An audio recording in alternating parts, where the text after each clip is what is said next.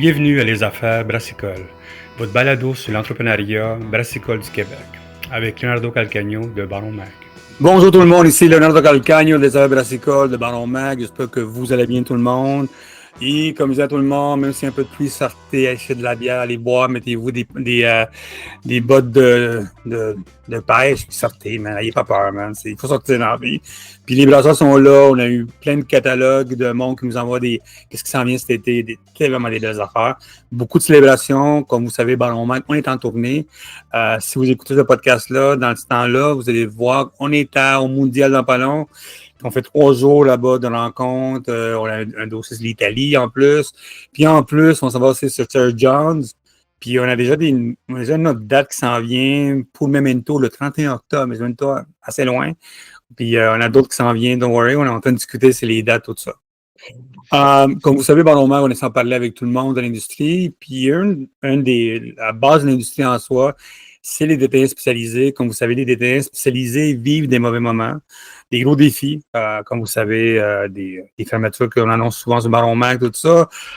C'est un modèle d'affaires qui est changeant, des défis qui sont dans ça. Mais c'est eux autres qui est vraiment...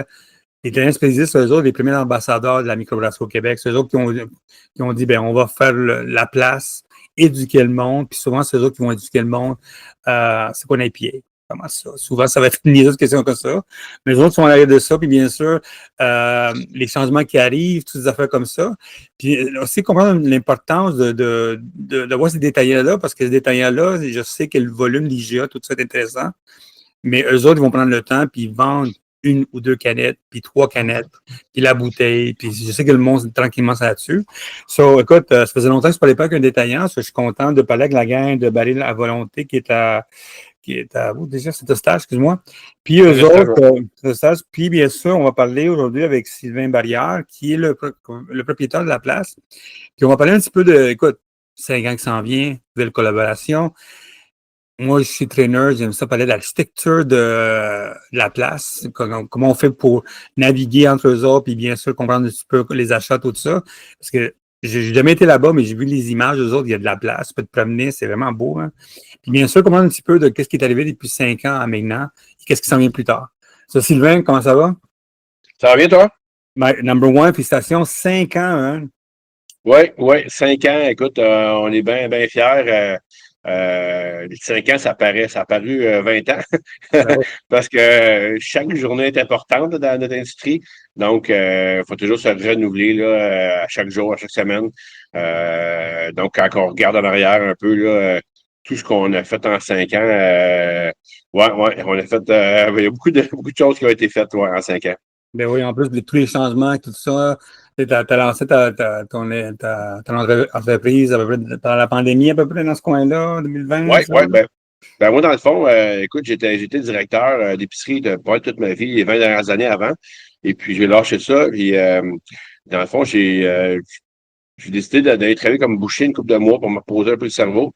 Et puis, dans une boucherie à Bois-des-Fillons. Et puis, après 3-4 jours, évidemment, je faisais les horaires, les commandes. Puis il y avait une section dans le magasin qui était vide. Fait que j'ai dit au propriétaire, j'ai dit, écoute, tu remets de la microbrasserie là-dedans. J'avais déjà pas mal navigué là-dedans dans un métro où j'avais été directeur. Donc, je connaissais un peu le monde, pas juste un peu. Donc, j'ai parti ça. Il dit, écoute-toi-en. Fait que j'ai parti ma compagnie, puis j'avais une petite section, ça a parti par 4 pieds. Okay. Puis finalement, un an après, j'avais peut-être 30 pieds dans le magasin. Je commençais à prendre de la place. Il y avait du vin, des cidres, de la bière. Donc, il fallait que je me trouve un pied à terre. Donc, on s'est trouvé un local à Deux-Montagnes.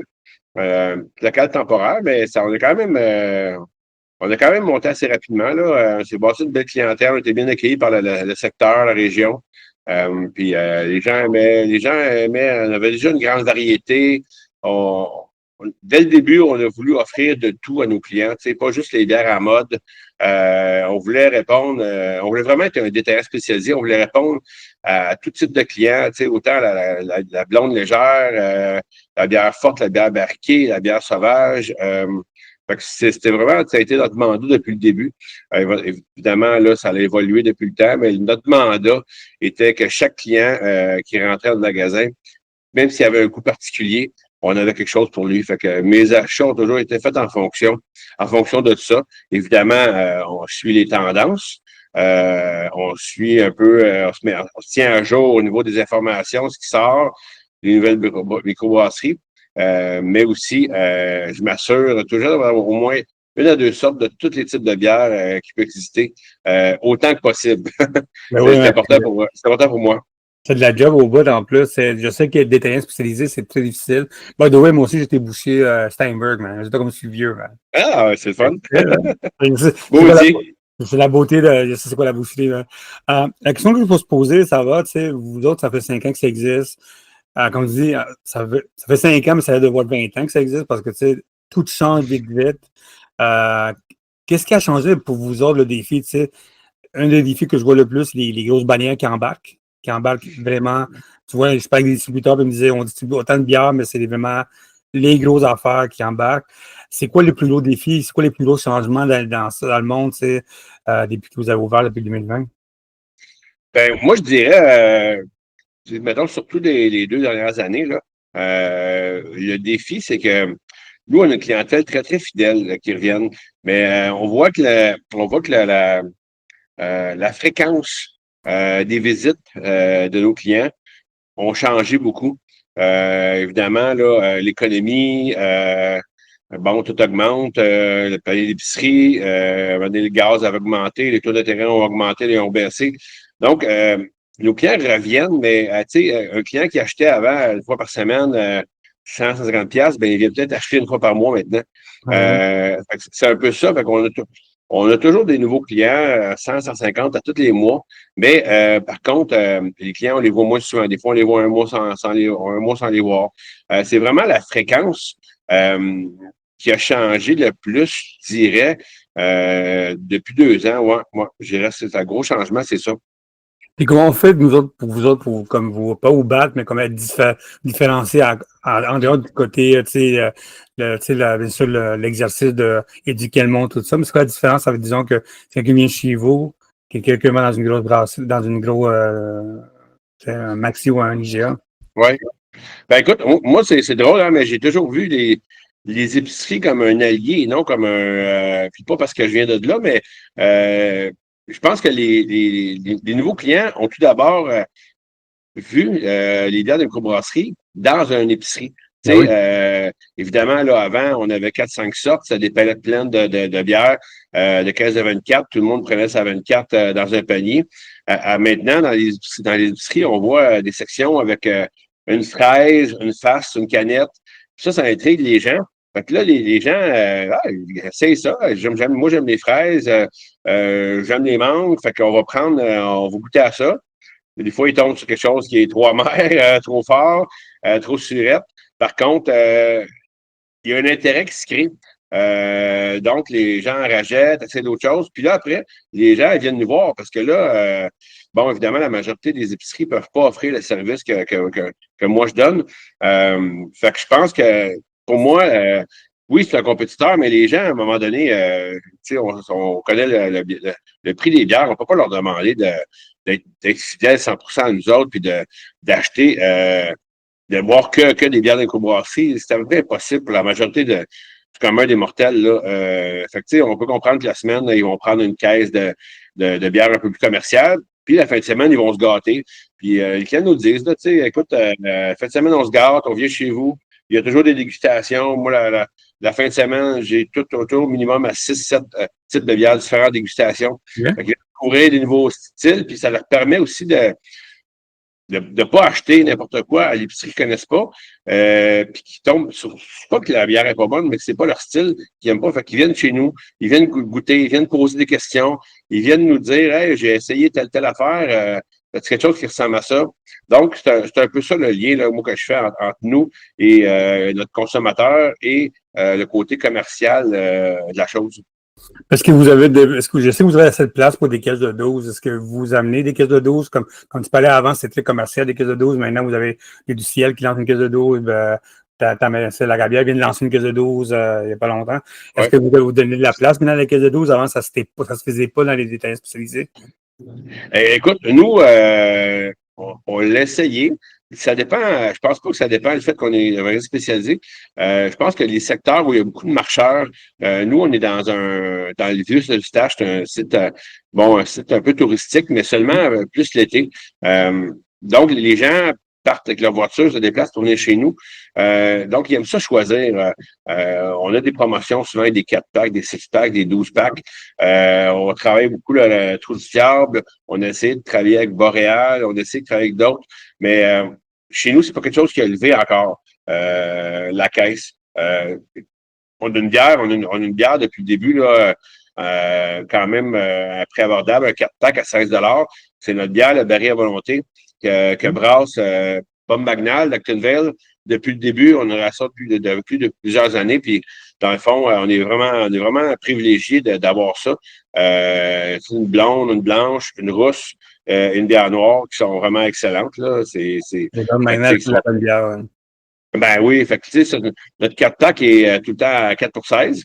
Fait que, mais non, on a des choix, mais c'est pas quelque chose qui lève beaucoup chez nous.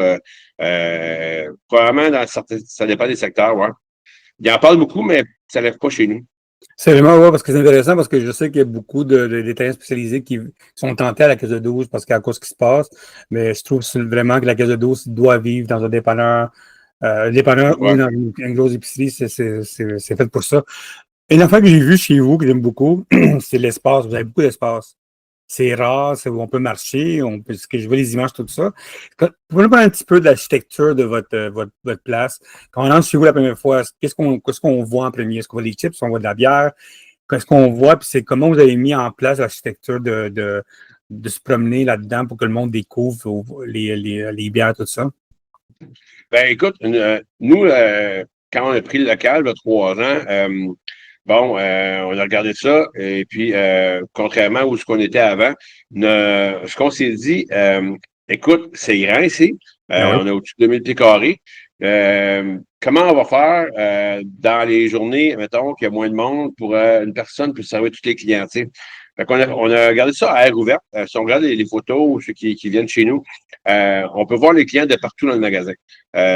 Donc, les clients savent que je suis d'un côté dans le secteur des vins, des cidres, quelqu'un qui est dans la bière, ben, tu sais, je peux lui parler, il peut me poser une question.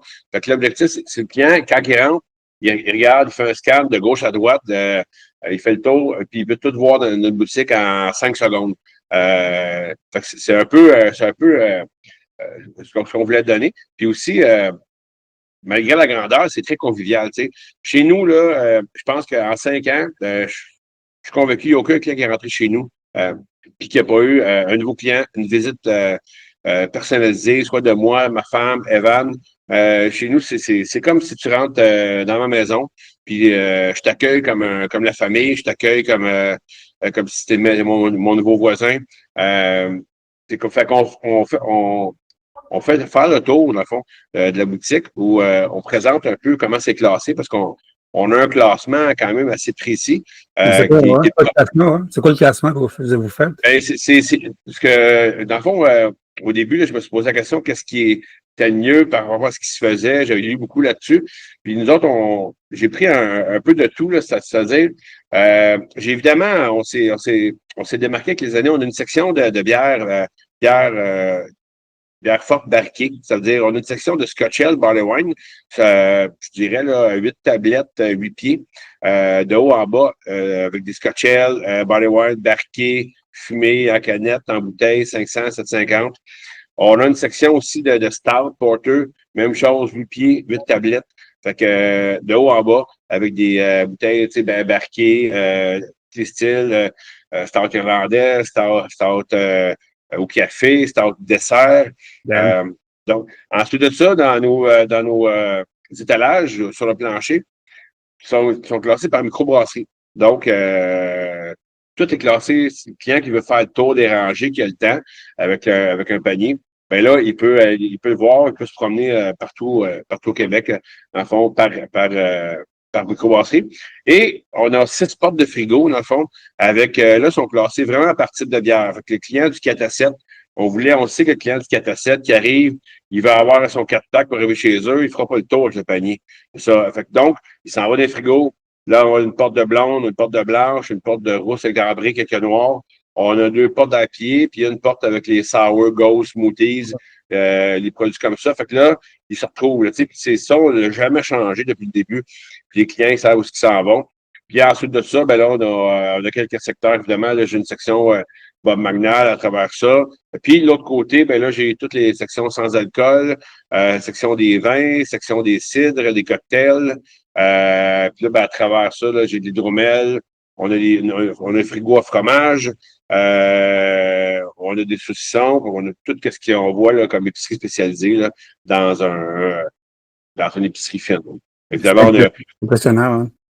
ouais, c'est de marquer aussi beaucoup, on fait beaucoup de paniers cadeaux. Je dirais, là, quand dans le mois de décembre, on peut faire 250 à 300 paniers cadeaux. Fait on a l'année. Les gens arrivent, ils demandent souvent les paniers corporatifs. Sur mesure, mais on a toujours 12 à 20 paniers cadeaux qui sont déjà prêts. On a donné des noms assez comiques. Là. On a le party de rousse. On a le blanc festif, la blonde en fête, le découverte qui est plus populaire, dans le fond. Le découverte, là, c'est vraiment 6 bières différentes avec un verre au saucisson. Fait que c'est notre plus populaire. Qu'est-ce que ça vient, vous autres, ce que vous voyez, parce que vous avez en 5 ans, vous voyez des changements. Est-ce que la sans-alcool prend beaucoup de votre place maintenant, tranquillement, ou est-ce que tu vois de plus en plus? Boy. Vraiment, vraiment. La sans-alcool, là, a pris, je dirais, j'ai doublé 4 fois mon espace, mettons, en 3 ans. J'ai vraiment doublé. Là, je suis parti de peut-être un 8 pieds de tablette. Après ça, j'ai un 8 pieds avec un frigidaire 8 pieds. Là, j'ai maintenant, je suis rendu à 24 à 30 pieds de tablette up and down. Là, j'ai un secteur complet sans alcool, dans le fond. Oui, définitivement. Puis on voit que la clientèle a beaucoup évolué. Tu sais, avant, on avait les gens qui ne peuvent pas prendre d'alcool du tout, puis les femmes enceintes. Maintenant, là, à peu près tout le monde prend de la sans alcool. Bon, les gens qui vont faire du bateau au soleil veulent boire de la bière avec sur le bateau, mais pas d'alcool. Les gens en fin de soirée veulent continuer à avoir de quoi dans les mains, fait qu'ils boivent une sans-alcool, puis la qualité vraiment, elle a augmenté aussi. Là. Fait qu'à vrai, tout le monde peut mettre une sans-alcool dans son panier. C'est ça la différence aujourd'hui. Avant, on avait vraiment deux clientèles complètement séparées, et puis là, mais là, tout le monde va là-dedans. Excellent. Oui, c'est ça, comme tu dis, la qualité a changé. Ouais, je me rappelle qu'avant, il y avait comme 2 bonnes bières sans alcool, tout ça. Mais est-ce que tu vois le monde veut de la bière sans alcool de microbrasserie ou de la bière sans alcool tout court? Qu'est-ce qu'ils veulent, le monde?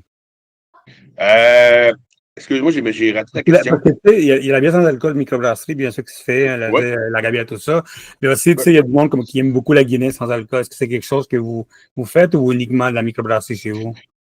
Écoute, on essaye d'avoir, pas qu'on essaye, le client, tu sais, c'est le client qui décide, hein, fait que les produits qui se retrouvent en épicerie, moi, je n'ai rien contre les tenir si le client le demande. Des fois, le client a une demande spéciale parce que, bon, des fois, dans l'épicerie, tu sais, la conservation, la rotation n'est peut-être pas toujours faite. Fait que les clients nous demandent, écoute, j'aimerais ça l'acheter chez vous, j'ai une bière qui se garde au frais, avec des purs et fruits dedans. Fait que ça arrive, puis on a vraiment, on a un peu, mais dès que les bières prennent l'expansion en épicerie, on voit un ralentissement de cette marque-là chez nous. C'est pas nous qui n'achètent moins parce que dans l'épicerie, le client il nous parle, sans nous parler. On voit là, sans nommer une marque, là, des marques qui étaient très, très, très micro-brasseries artisanales avant, qui ont pris de l'expansion. Ah ouais. Tout d'un coup, c'était des vendeurs réguliers chez nous. Tout d'un coup, on s'est mis à dire, Colin, ça reste ses tablettes, ça bouge moins, puis il a fallu justement là, les enlever parce que les clients en demandaient plus rarement. C'est un peu la même chose dans la bière sans alcool. Là. Les gens, là, ils recherchent quelque chose qu'ils ne voient pas à l'épicerie. Ils viennent chez nous, ils se déplacent, ils veulent autre chose. Ils veulent la brasserie artisanale. Donc, les bières qu'on connaît, là, les Guinness, puis toutes les marques commerciales, on n'a pas ça parce que le client veut d'autres choses. Ouais. Ben, okay. Il nous le dit, là, il nous en parle par contre, là, la qualité, elle a augmenté là-dedans aussi, on ne se cachera pas. Là, les bières sans alcool là, commerciales sont aussi meilleures qu'ils étaient. Le client nous le dit, mais il vient chez nous, il veut d'autres choses, il ne veut pas acheter ça, il va boire ça peut-être la semaine ou dans un party quand il y a de la visite, puis quand il se garde pour lui, mais il aime ça s'ouvrir une bière de qualité. Ouais. Moi, Artisanale. ce que j'aime de toi, tu sais, c'est le côté que tu as vraiment embarqué le marketing numérique. Tu as une bonne stratégie avec ton infolette.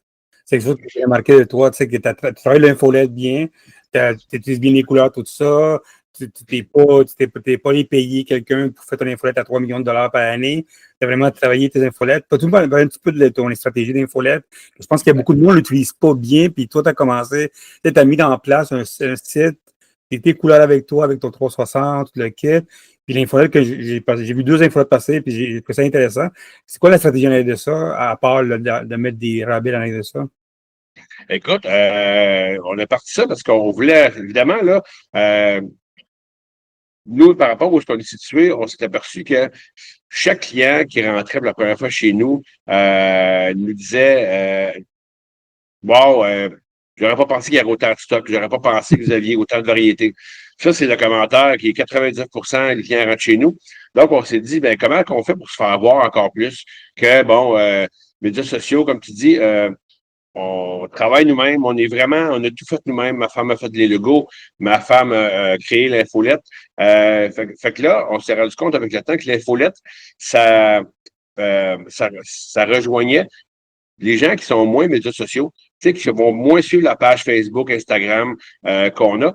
Donc, l'infolette, c'est un récapitulatif à chaque semaine de ce qui est rentré par semaine, des événements, des dégustations, des nouveautés, tout ce qui se passe dans une semaine. C'est un peu comme le journal du samedi, là, tu sais, qui a toutes les nouvelles de la semaine. Ben, nous, l'infolette regroupe tous les événements de la semaine.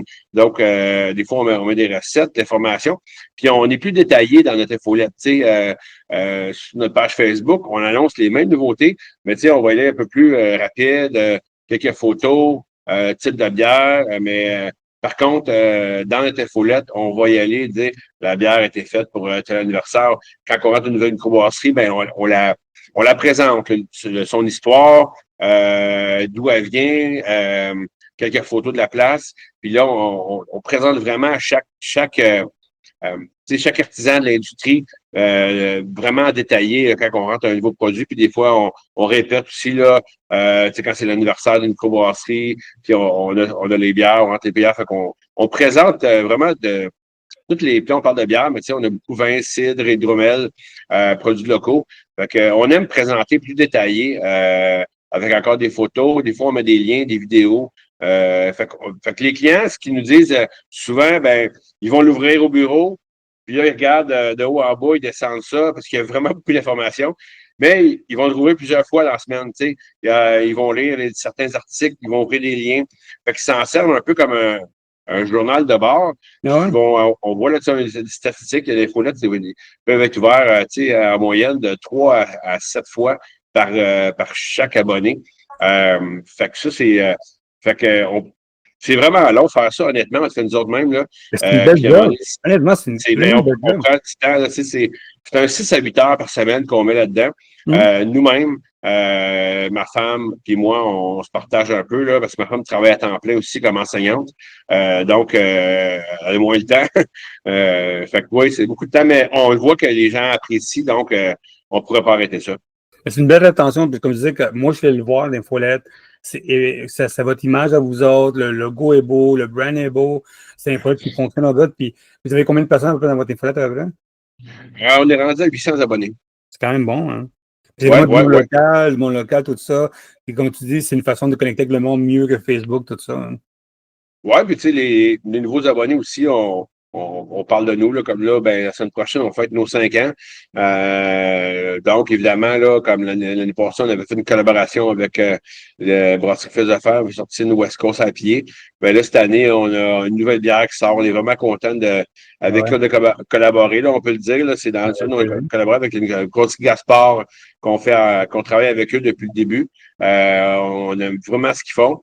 Puis on va annoncer là, notre bière qu'on on est vraiment, vraiment, vraiment privilégié de pouvoir sortir une bière brassée par Gaspard. Là, on sort ça en début de semaine prochaine. Ouais. Comment vous avez travaillé la collaboration avec vous autres? Tu es allé avec les autres travailler là-dessus, vous échangez de courriels, tu es allé goûter un petit peu, tu es allé mettre un peu les mains à la pâte. Comment ça fonctionnait?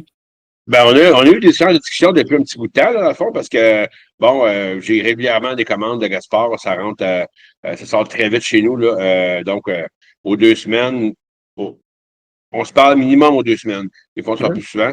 Fait qu'on a jasé avec eux autres de ce qu'on recherchait, un peu de ce qu'on.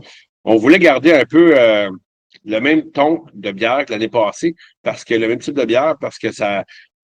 On avait, on avait bâti un type de bière en fonction de notre clientèle, ce qu'ils demandent. Fait que, tu sais, autant le type de bière qui préfère, mais le taux d'alcool, l'amertume, fait qu'on a vraiment bâti une bière là-dessus, puis on a calqué un peu le même type de bière, mais évidemment avec la sauce Gaspard, donc avec vraiment les particularités et les qualités qu'ils peuvent nous offrir.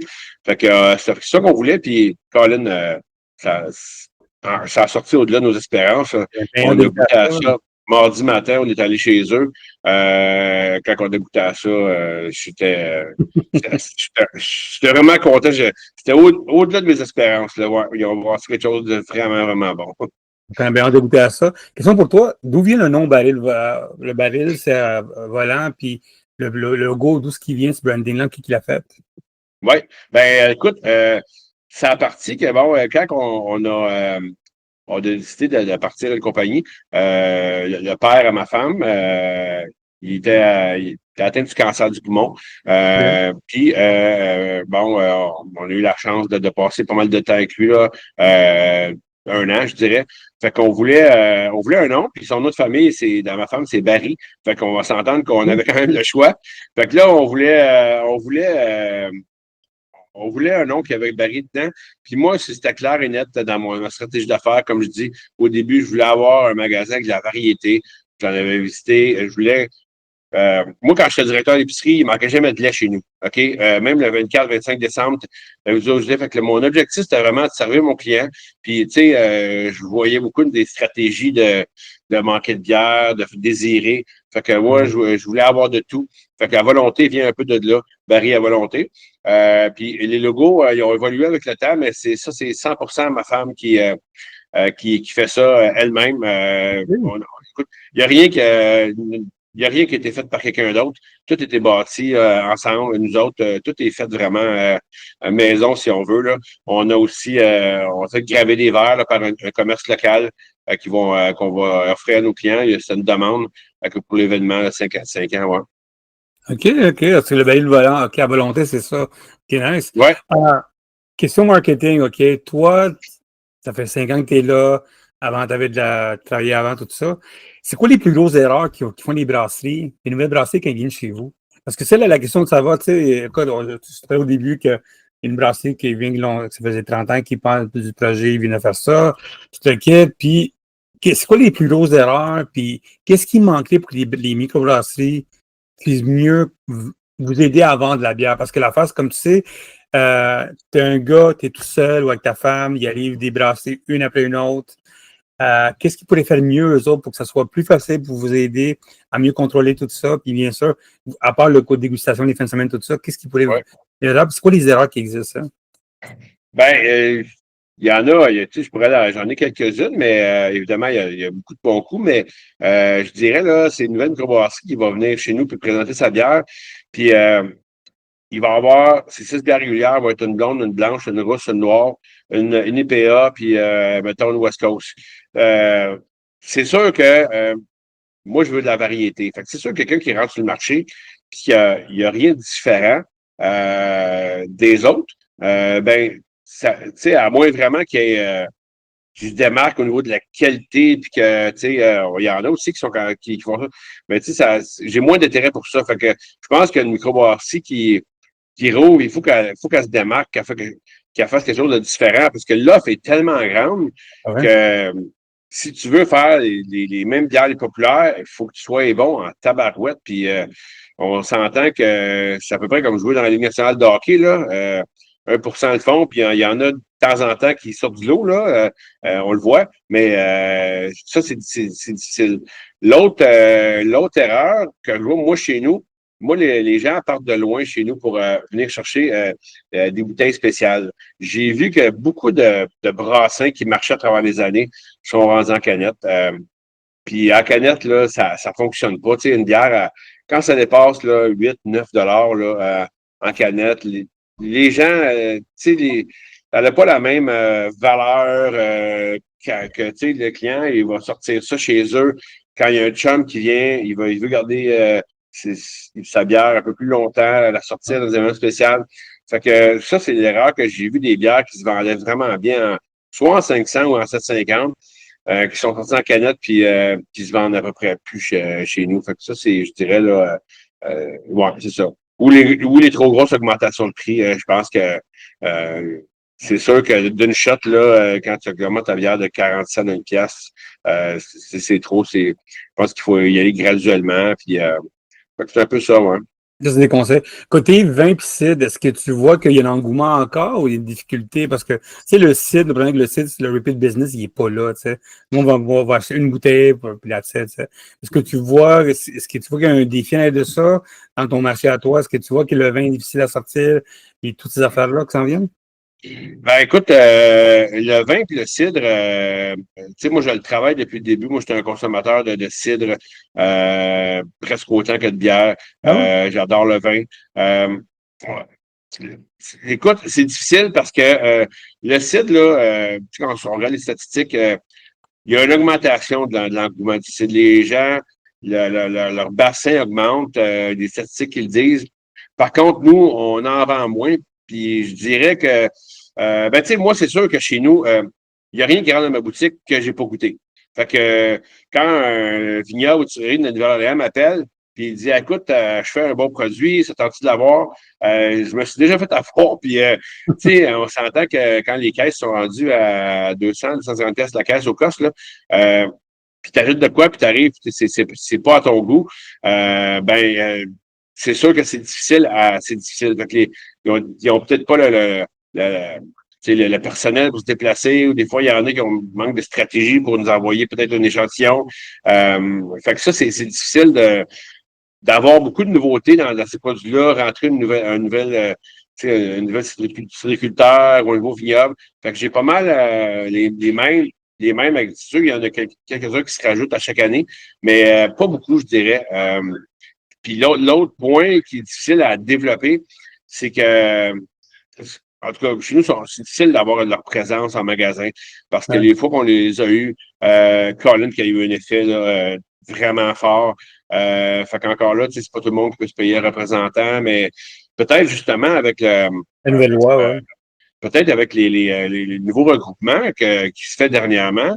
Wow, ça c'est excellent, là, tu sais, qui se regroupe 4, 5, 6 microbrasseries avec un cidrerie dedans. Ça, je pense que les compagnies auraient intérêt à s'associer à ça, qu'on puisse présenter et qu'ils puissent présenter leurs produits dans plus de places. Ouais, c'est ça. Parce que, écoute, je ne te cacherai pas, là, on a beaucoup de microbrasseries qui nous disent ouvrez une canette, puis parce que moi, automatiquement, je rentre chez nous, genre ouvert le client, là, le client sait, chez nous, si c'est un nouveau produit puis je n'ai pas goûté, on l'ouvre ensemble. Fait que ça, je le faisais même avant que ce soit légal. Là. Fait que le client sait, les clients font confiance. Tout ce que j'ai goûté. Puis si j'ai pas encore goûté parce que j'ai trop de nouveautés en une semaine, le premier client qui me demande qu'est-ce que ça goûte, puis j'ai pas goûté, ben on l'ouvre, je mets ça dans la glace. À tous les jours, j'ai un pot à glace, un pot avec de la glace dedans, puis j'ai toujours une, deux, trois, quatre bières, dépendamment de la journée d'achalandage, pour à faire goûter des nouveautés. Maudit job, hein? Maudit job, mais de goûtage, man. Ouais. Ben écoute, au début, j'amenais ça chez nous, puis je me suis rendu compte qu'à chaque 2 semaines, j'en ramenais au magasin parce que j'arrivais pas à tout goûter. Puis bon, certaines, comme moi, je suis comme tout le monde, hein, j'ai des préférences de bière. Fait que là, des fois, j'en prenais une gorgée ou deux, je faisais goûter à ma femme, puis on en achetait dans le lavabo. Puis ça, Ouais. Colin, je trouvais pas ça le fun, surtout quand c'était une bière qui était bien faite, mais c'était moins le moment. Fallait que je ressorte après, fait que j'en vivais moins. Fait que je trouvais ça triste. Fait que depuis que j'ai commencé ça, écoute, peut-être 6 mois après que j'ai ouvert mon magasin, à cette heure, c'est merveilleux parce que je gaspille rien. Les clients ils veulent goûter, puis des fois même j'oublie, j'ai les clients à goûter. Les clients disent non, puis c'est surprenant comment des fois, surtout, mettons, la bière noire, notre lager noir, là, qui est fait par Bob Magnal, souvent, les gens, on les force un peu à goûter. Puis, je n'aurais pas pensé ça. Finalement, c'est très bon. Fait que, ouais, c'est ça. Je pense que on a un lien proche avec nos clients, puis c'est le fun, ouais. C'est une bière, là, c'est une affaire de confiance, puis la bière, tu ne peux pas la vendre dans Internet. Il faut la faire goûter, hein, c'est ça l'affaire. Ben, il faut la faire goûter parce que, tu sais, mettons, par exemple, j'ai une bière qui rentre, une bière aux cerises, puis la cerise, elle goûte pas, tu sais. Si je goûte pas, je dis quoi à mon client? Tu sais, ça goûte la cerise, mais je suis mort, là, tu sais. Les clients me le disent, puis, tu sais, il y a des boutiques qui sont mortes de même, là, tu sais. Vendre des produits parce que j'en ai trop, parce qu'on a acheté un deal. Non, ça, c'est la pire affaire. Fait que, tu sais, nous autres, c'est vraiment... j'ai goûté. Elle goûte moins telle affaire, elle a moins d'affaires. Tu sais, je le sais, je suis capable de le dire. On a goûté à tout, ouais. C'est excellent. C'est ça, éduquer le monde tout le temps. Il faut tout le temps éduquer. Tu es comme un professeur de la bière tout le temps, à chaque jour. Hein. Ah oui, tout le temps. Écoute, je veux dire, on n'a pas le choix. Tu sais, on a beau avoir toutes les connaissances possibles, même en côté chimie de la bière et tout ça. Le client, il veut savoir que ça goûte, puis il veut qu'on vulgarise ce que ça goûte. Puis moi, j'ai pas de mémoire dans la vie pour absolument rien. Ma femme te le dirait, mais je te dirais que la palette de goût de mes clients, je la connais par cœur. Je ne sais pas comment je fais ça, mais je ne sais pas combien de centaines de milliers de clients. Puis dès que tu viens chez nous 2 fois, je sais qu'est-ce que tu aimes. Fait que quand j'achète une caisse de bière, que ce soit une caisse de 24, je sais déjà que j'en ai 6, 8, 12 vendus.